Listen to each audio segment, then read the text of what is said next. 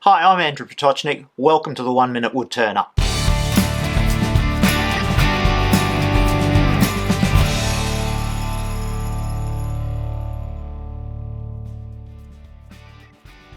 If you've got a spindle turn job that you want to grip in a chuck, but you don't want the chuck to crush the fibres of the wood, the Spigot jaws are the jaws you need for your job. The reason why you won't crush the fibres of your wood is because the jaws are parallel on the inside. They don't have a dovetail.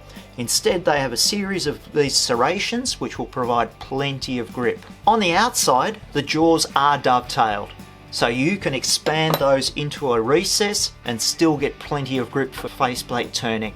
So you can use these jaws either in expansion or contraction mode.